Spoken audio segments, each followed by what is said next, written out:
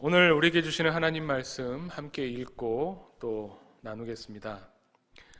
오늘 말씀 요한복음 3장 1절부터 17절까지의 말씀입니다. 제가 봉독해 올리겠습니다.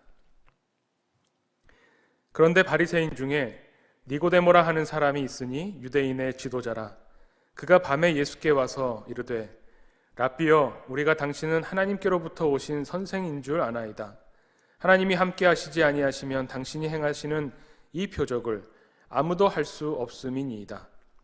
예수께서 대답하여 이르시되 진실로 진실로 내게 이르노니 사람이 거듭나지 아니하면 하나님의 나라를 볼 수 없느니라. 니고데모가 이르되 사람이 늙으면 어떻게 날 수 있게 있사옵나이까? 두 번째 모태에 들어갔다가 날 수 있사옵나이까? 예수께서 대답하시되 진실로 진실로 내게 이르노니 사람이 물과 성령으로 나지 아니하면 하나님의 나라에 들어갈 수 없느니라.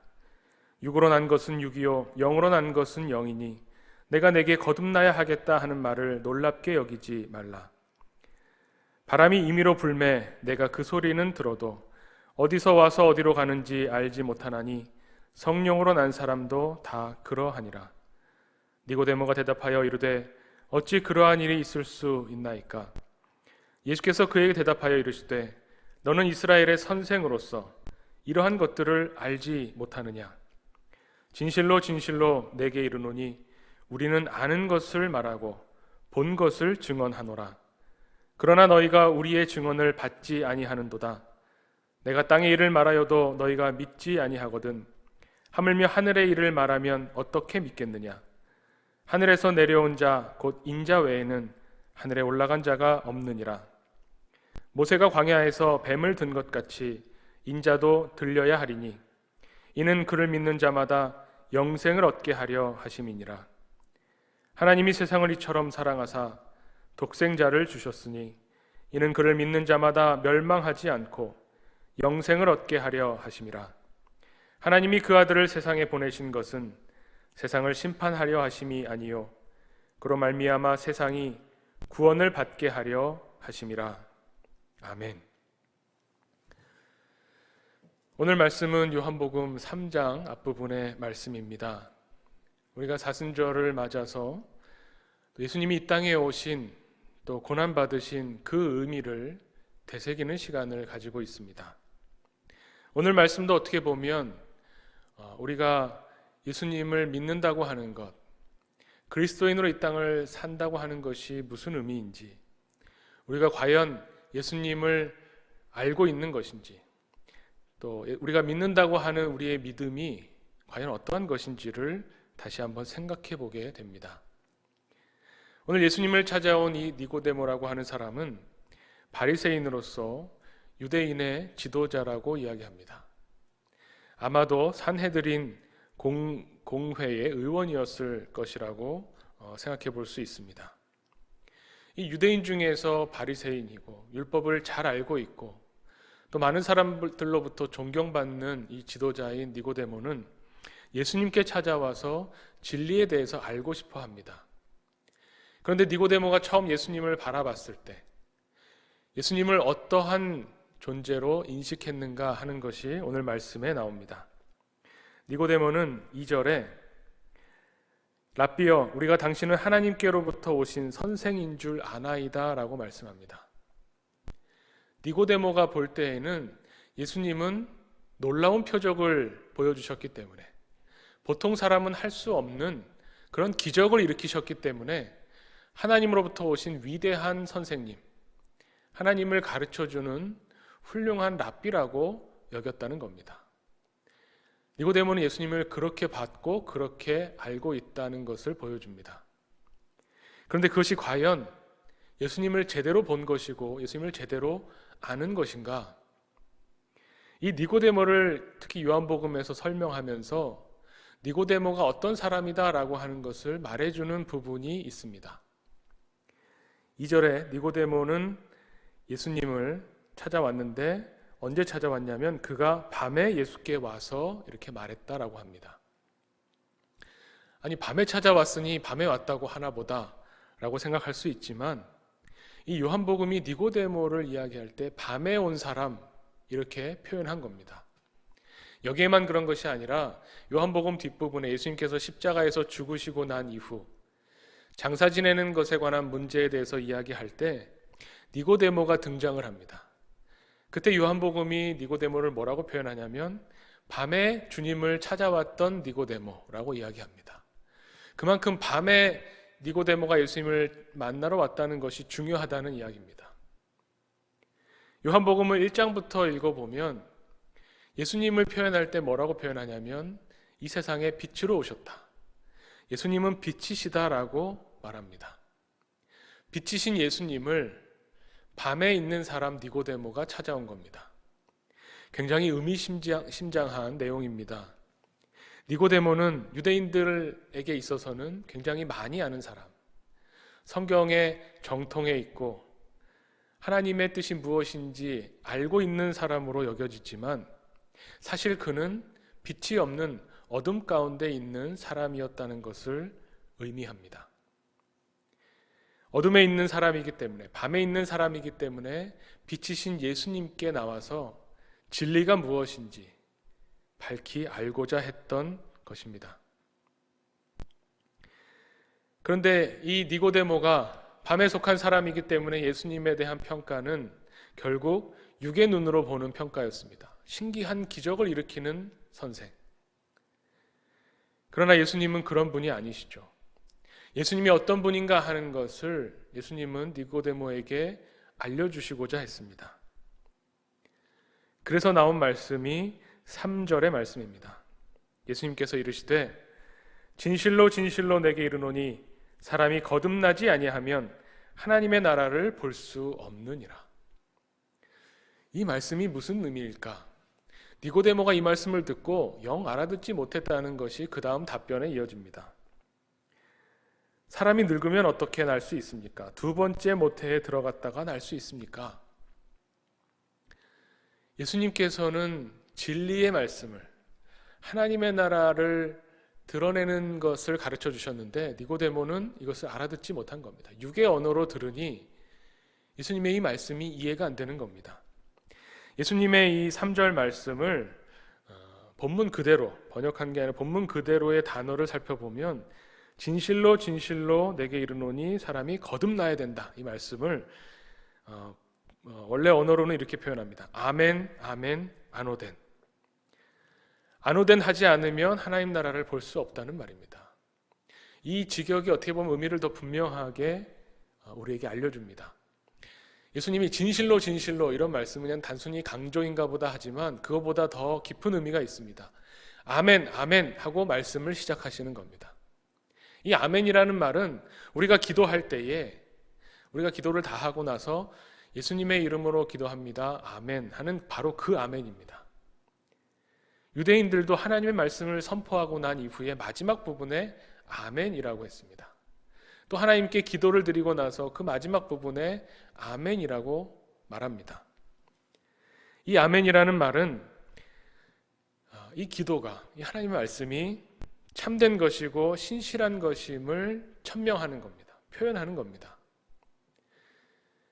구약의 선지자들도 하나님 말씀을 전할 때 이것이 여호와의 말씀이니라 하면서 쭉 말씀을 하고 이것이 선지자 개인의 생각이 아니라 하나님의 뜻에서부터 온 말씀이라고 하는 것을 이 아멘을 통해서 다시 한번 환기시키는 겁니다. 그런데 예수님은 그러실 필요가 없습니다. 예수님이 참 빛으로 이 땅에 오신 하나님이시죠. 그래서 예수님은 이 아멘을 보통 사람들과 다르게 사용하십니다. 하나님 말씀 마지막 부분에 아멘을 넣는 것이 아니라 아멘이라고 먼저 선언하고 나서 이것이 진리다라고 예수님 그 자신으로부터 나오는 진리의 말씀을 선포하셨다는 겁니다. 그러면서 이 진리의 말씀, 아멘, 아멘 한 이후에 나오는 말씀이 바로 아노덴입니다. 이 아노덴이라고 하는 말은 몇 가지 그 의미를, 뜻을 생각해 볼 수 있습니다. 이 아노덴이 신약성경, 복음서 다른 부분에서 사용될 때에 이런 의미로 사용됩니다. 위에서부터. 또 어떨 때는 하나님께로부터라고 할 때 이 말을 씁니다. 또 처음부터, 근본적인 것부터라고 할 때도 이 말을 씁니다. 또 니고데모가 알아들은 것처럼 다시라는 의미로도 사용이 됩니다. 니고데모는 이 아노덴이라고 하는 예수님의 말씀을 그냥 다시 반복해서라는 말로 알아들었습니다. 다시 태어나지 않으면 안 된다라고 해서, 아니 사람이 늙었는데 어떻게 다시 태어날 수가 있습니까? 라고 질문하는 거죠. 예수님이 말씀하는 이 아노덴, 위에서부터, 하나님으로부터, 사람으로부터가 아니라, 육으로부터가 아니라 영으로부터라고 하는 이 의미를 니고데모가 알아듣지 못한 겁니다. 그래서 예수님께서는 니고데모에게 이 아노덴을 다시 풀어서 설명을 해주십니다. 5절에 예수님께서 사람이 물과 성령으로 나지 아니하면 하나님 나라에 들어갈 수 없느니라. 이 말씀 앞에도 아멘 아멘이라는 말이 있죠. 하나님 나라에 들어가려면 물과 성령으로 나야 된다. 그러니까 이 아노덴이라는 말, 거듭나야 된다, 위로부터 나야 된다라는 이 말을 다시 풀어서 설명한 것이 물과 성령으로라는 말씀입니다. 그래서 이 말씀을 가지고 물이 과연 무엇인가를 놓고 물 세례를 의미한다. 그래서 이 우리의 상황으로 적용한다면 목사가 베푸는 물 세례를 받을 때 성령이 역사하시면서 거듭나게 된다라고 풀이하기도 하지만 그런 의미는 아닐 겁니다.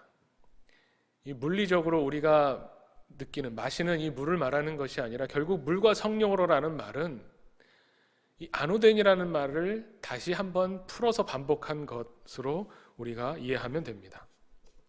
이렇게 설명했는데 물과 성령으로, 이것도 역시 알아듣기 어려운 말입니다. 예수님께서는 그래서 6절에 육으로 난 것은 육이요 영으로 난 것은 영이다 이렇게 말씀합니다. 육의 눈으로 예수님을 바라보고 육의 몸을 입고 예수님의 말씀을 들을 때에 이 영으로 들려지는 이 말씀을 도무지 알아들을 수 없었다는 겁니다. 예수님은 이 알아듣지 못하는 니고데모가 답답하셨던 것 같습니다. 8절 말씀에 그래서 이 영으로부터 오는 이야기를 다시 한번 설명합니다. 바람이 임의로 불매 내가 그 소리를 들어도 어디서 와서 어디로 가는지 알지 못하나니 성령으로 난 사람도 다 그러하니라. 이 육으로는 알아들을 수 없는 니고데모에게 성령에 관해서 또 설명해 주십니다. 근데 더더욱이 알아들을 수가 없죠.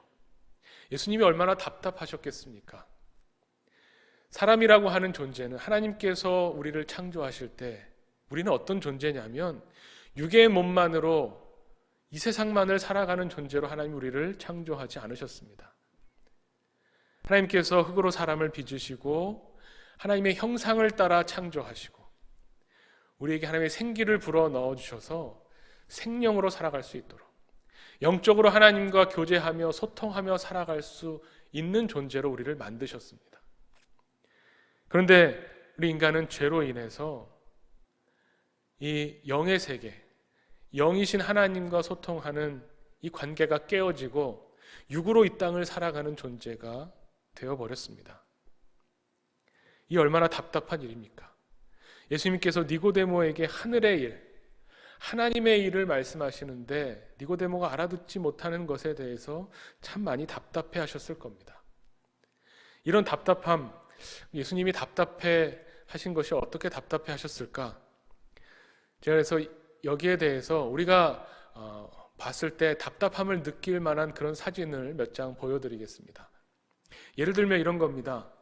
우리가 밥을 먹을 때 쓰는 숟가락이 있죠. 근데 이 숟가락에 밥을 뜨는 그 움푹한 부분이 있습니다. 거기에 이렇게 뚜껑을 달아놓는다면 어떻게 되겠습니까? 뚜껑 달린 그 숟가락으로는 밥을 떠먹을 수도 없고 국을 먹을 수도 없겠죠. 그 뚜껑 달린 숟가락을 보는 듯한 이런 답답함.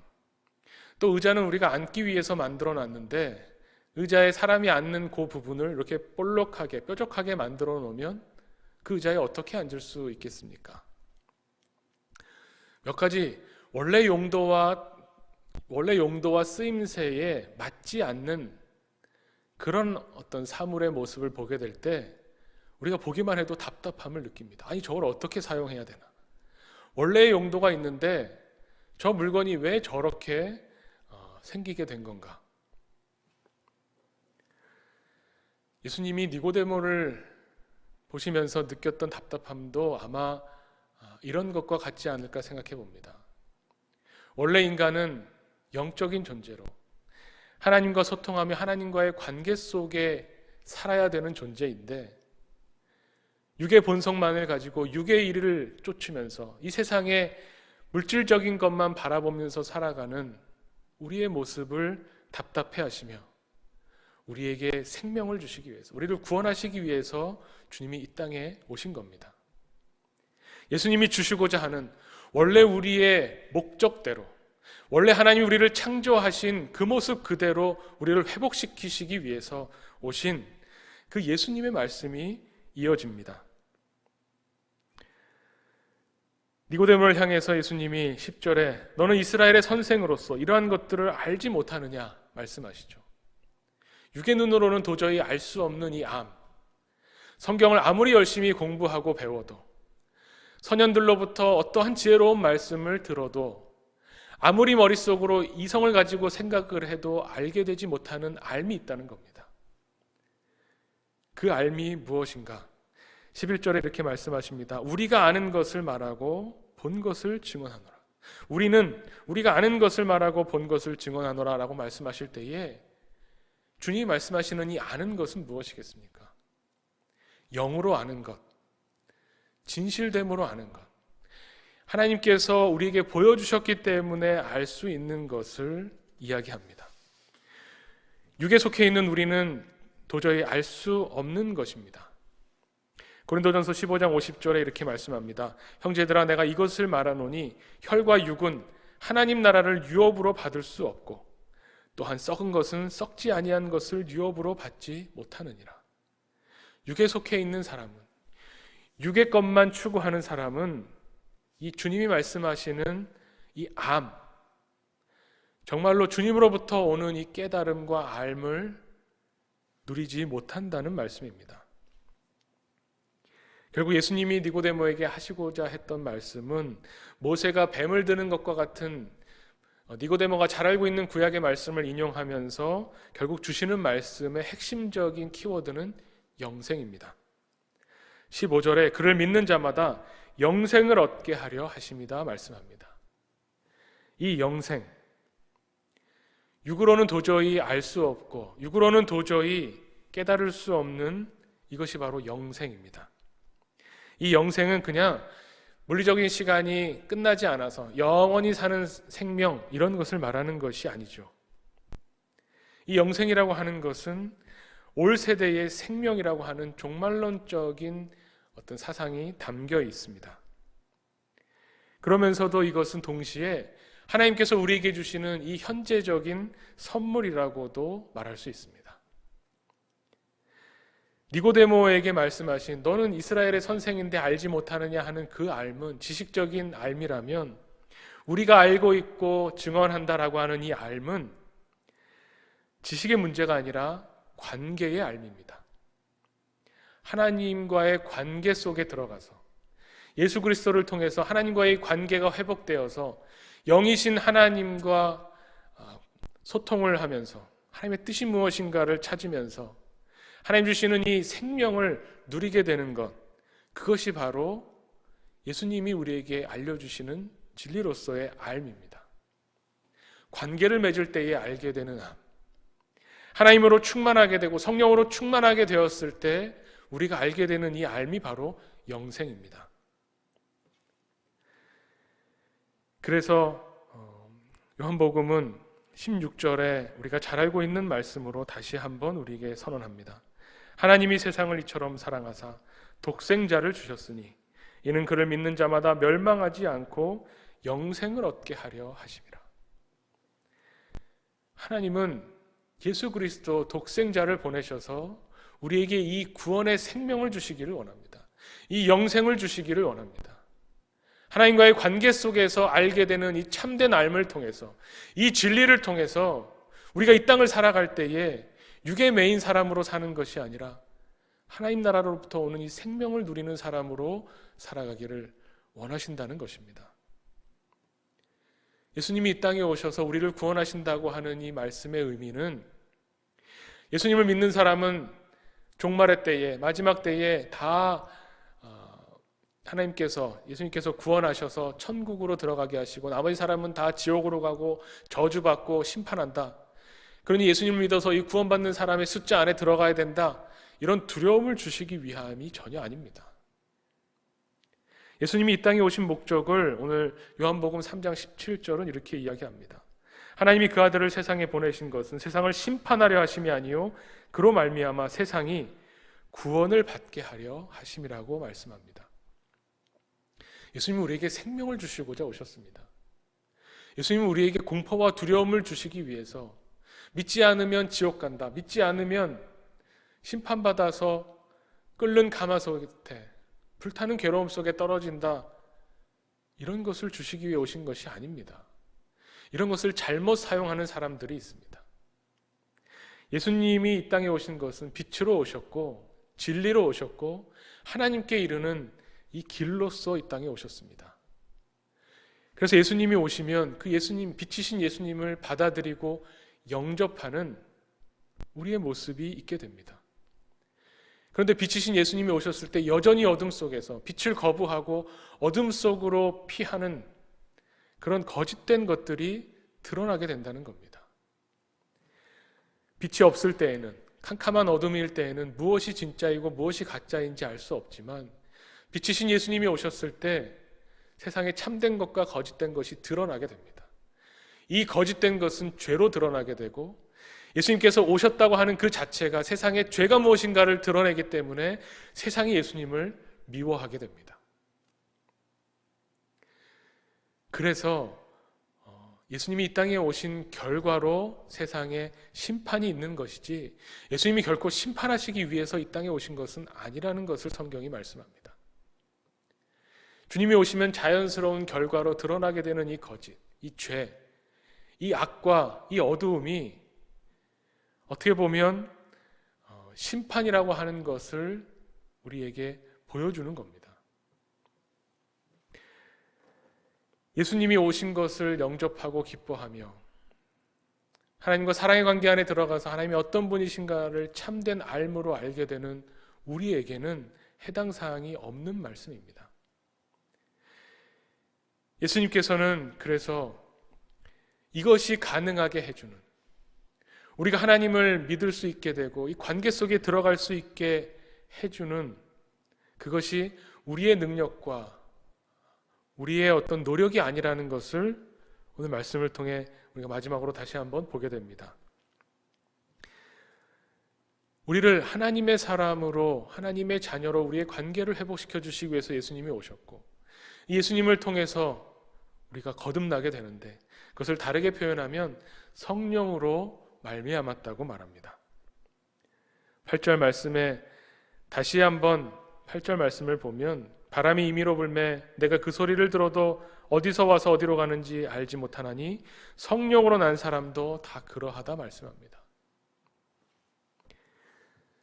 믿음에 관해서 우리가 예수 그리스도를 믿는다, 또 우리의 신앙에 관해서, 구원에 관해서 이야기할 때에 이 믿음이라고 하는 것을 우리에게 주어진 어떤 것으로 이 믿음을 가지고 우리가 더욱 개발시켜 나가거나 발전시켜 나가거나 노력해서 이 믿음을 더욱 키워나간다고 생각한다면 뭔가 잘못된 표현이라는 겁니다.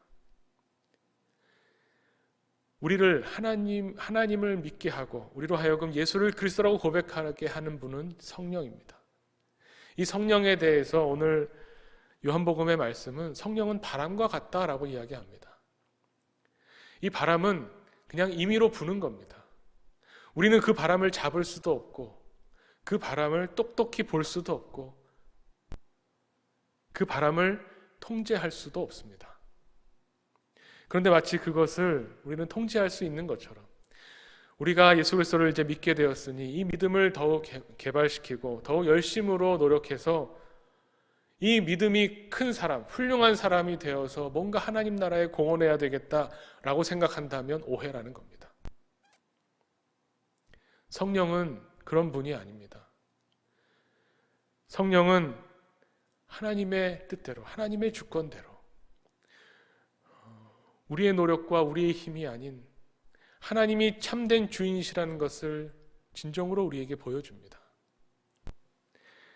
우리가 바람을 볼 때에 마치 바람 자체는 보지 못하지만 바람이 불고 있다고 하는 현상을 보고 알 수 있는 것처럼, 나뭇가지가 흔들리는 것을 보고 알고 우리의 촉각을 통해서 바람이 불고 있다는 것을 막연하게 느끼는 것처럼, 성령은 우리에게 하나님의 사람으로 거듭나게 하는, 우리가 정말 예수 그리스도를 우리의 주님으로 우리가 받아들이는구나라는 현상으로 성령의 역사하심을 느끼게 될 뿐입니다. 우리는 성령 앞에서 이 구원의 문제에 있어서 다만 하나님께 간구하고 구할 뿐입니다. 우리의 그 어떤 것으로도 니고데모와 같이 열심으로 말씀을 공부하고 지식적인 알을 채운다고 해서 하나님 나라에 들어갈 수 있는 것이 아닙니다. 하나님의 통치하심을 받으면서 하나님의 나라를 맛보면서 하나님 주시는 이 생명을 누리면서 살아갈 수 있는 방법은 그저 성령을 구하는 겁니다. 성령이여 우리에게 불어오셔서 우리 한 사람 한 사람 이 불안정하고 예측하지 못하는 이 세상을 살아갈 때에 성령의 바람이 우리를 채우셔서 매일매일 하나님의 사람으로 살아갈 수 있도록 인도해 주시기를 우리가 소원하고 간구하고 기도할 뿐입니다. 그렇다면 우리의 노력은 아무 의미가 없는 걸까요? 우리가 열심으로 하나님을 믿기 위해서 노력하고 모여서 예배드리고 또 주일 성수하기 위해서 노력하고 교회를 위해서 헌신하며 봉사하는 우리의 노력들은 그러면 믿음과는 아무 관계가 없는 것인가? 이런 질문을 하게 됩니다. 그것을 우리가 스스로 내가 믿음을 알고 있다, 내 믿음이 점점 커지고 있다, 내가 이렇게 수고하고 교회를 위해서 노력했기 때문에 내가도 하나님 앞에서 뭔가 믿음으로 하나님 앞에 나아갈 수 있다라는 생각이 있다면 그 생각이 잘못됐다라는 겁니다. 우리가 성령으로 충만해지고 예수 그리스도의 사랑의 관계 속에 뛰어들어서 온전히 하나님께 집중하고 하나님을 더욱 사랑하고자 한다면 그런 사람은 자신의 믿음의 양에 대해서, 자신의 믿음의 크기에 대해서 전혀 신경 쓰지 않을 겁니다. 무엇이 중요하고 무엇이 중요하지 않은지, 무엇이 참된 것이고 무엇이 거짓인지가 밝히 드러나는 것이 예수 그리스도 안에서 예수님과의 관계 속에서 있게 되는 일입니다. 여기에 더욱 주목하고 집중하자는 말씀입니다.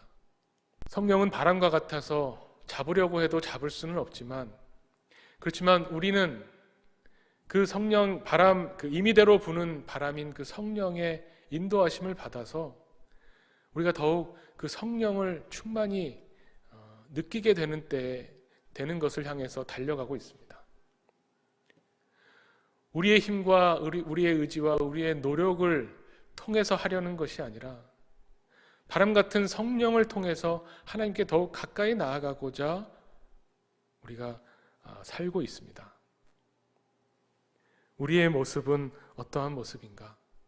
이 사순절에 고난의 길을 걸으신 예수 그리스도를 바라보면서 우리는 어떤 길을 걸어가야 되고 우리는 어떠한 자세로 이 땅을 살아가야 되는가를 깊이 생각해 보게 됩니다. 이 세상에 확실한 것이 없어서 이 세상에서는 매일매일 불안한 소식, 예측할 수 없는 미래에 대한 두려움과 공포의 소식이 들려옵니다. 그러나 우리는 이 세상이 전부인 것으로 생각하며 사는 육에 속한 사람들이 아닙니다. 우리는 이미 예수 그리스도를 통해서 하나님의 나라, 영에 속해 있는 사람으로서 이 땅을 살아가고 있습니다. 하나님의 나라를 바라보고 이 영으로 하나님께 기도하며 하나님과 관계 속에 들어가 있는 우리가 이 불안정한 세상 속에서도 흔들리지 않고 오직 주님을 바라보며 나아가기를 하나님께서는 우리에게 원하고 계십니다. 오늘 말씀을 통해서 하나님이 우리에게 원하시는 뜻, 우리가 믿고 의지해야 할 우리의 믿음이 바로 예수 그리스도를 통해서 우리를 구원하시기 위해서, 우리에게 생명을 주시기 위해서 지금도 역사하고 계시는 이 하나님의 모습을 우리에게 들려줍니다. 하나님은 우리가 이 세상을 살아갈 때에 하나님 주시는 이 생명을 누리며 살기를 원하십니다. 우리 하나님을 믿는 주님의 제자된 공동체로서 이 세상을 살아가면서도 흔들리지 않고 하나님을 예배하는 예배자로서는 우리 하나교회 공동체가 되기를 소망합니다. 주님을 믿는 자마다 영생을 얻게 하려 하신다는 이 하나님의 말씀을 붙잡고 오늘도 하나님의 나라를 향해 달려가는 우리 하나교회 교우들 다 되시기를 축원합니다.